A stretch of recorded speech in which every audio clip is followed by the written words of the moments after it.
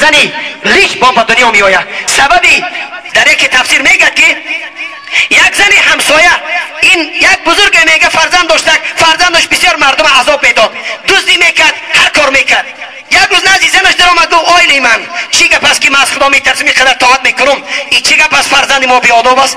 زن فکر کرد گفت مردک جان وقتی که همین فرزند مان در شکم من یک ماه بود، من خانه همسایه در آمدم، از خانه همسایه بر آمدن ده انارش کشال بود، با سوزنکم سراخ کردم، یک کرد آبی اناری به همون همسایه را نوشیدم. انمو یک کرد انار فرزند ما را انم خیلی حرام خور کرده است. امروز نعوذ بالله در پیش عروس کنیک ماندگی، شاید که اندک پس دخترای تاجیک اول کنیک بنوشن در رستوران، بعد نکاح بکنن و بعد دیگه کار بکنن.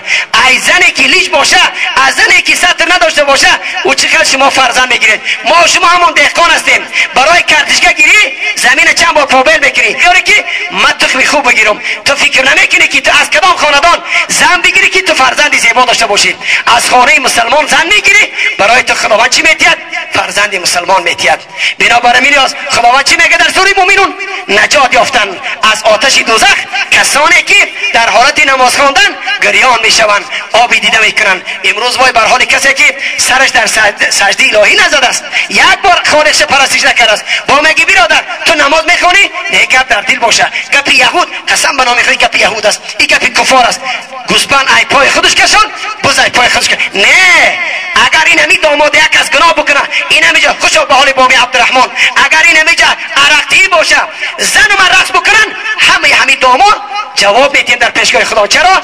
الا الذين آمنوا وعملوا الصالحات وتواصوا بالحق وتواصوا بالصبر. مسلمان کسی است که ای برادر جواب میگه، مسلمان کسی است که برادرش نصیحت میکند، میگه برادر تو میمری، جوان هستی، تو پیر هستی، میمری، بیا نماز بخون. به نماز نگر. نماز دکومنتی ما در قبر، نماز دکومنتی ما در روز محشر، نماز دکومنتی ما در در جنت در آمدن، نماز دکومنتی ما جمال الله را نظر کردن. کسی نماز نمیخونه دکومنت نداره، خداوند قبولش نمیکنه، جنت درش نمیتین. امروز اگر تو یگان کارخانه بروی، تو میپرسن که دکومنت داری؟ خواندی؟ میگه بله، بیا قبولت میکنم. نداری؟ قبولت نمیکنه، تو دکومنت نداری.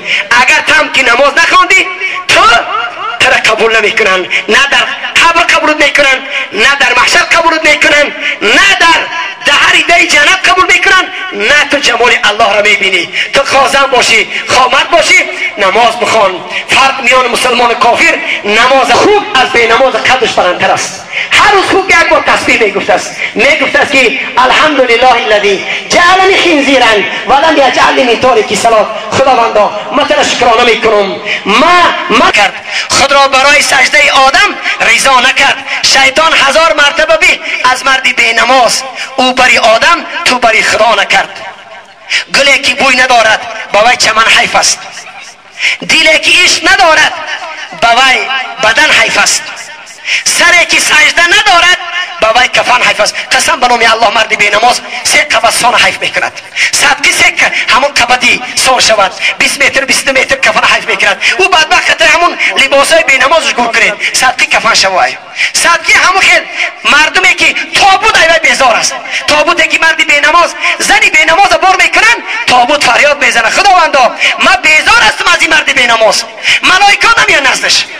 امروز مرد تاجیک زنی تاجیک نماز نمیخونه، مادرامون موی سرش قیچی ای مرد فر نداره، با میگه مرا جنازه کنید. صدقی جنازه شوی تو، در زندگیش ازار نداره بیچاره مادرمون، سرش نیچ با مردک با مولای احمق او رو گوره میکنه. روز یا تو مولای احمق، تو بی ناموز، تو مسخره کردی قرآن. خداوند میگه چی میگه؟ یا ایها الذین آمنوا لا تتخذوا آیات الله هزوا. ای بندگان من قرآن مسخره نکنید. زنی که در حیاتش با ستر است او را گهواره بکن، زنی که لیچ است چرا تو گهواره میکنی او را؟ چرا در بالاش تو با او را چی میپرتی؟ او را بر همه خیلیش او را بگران و صدقی بالایی همون تابوتی که مثلا میپه صدقی همون شود، در زندگیش همه جاش میتافت و مردش او را محکم بکن. نه، بالای کسی را زن محکم کن که در زندگیش خش سطر کرد. بنابراین میلیاز هم دیاران عزیز، حضرت شمس الدین کبایر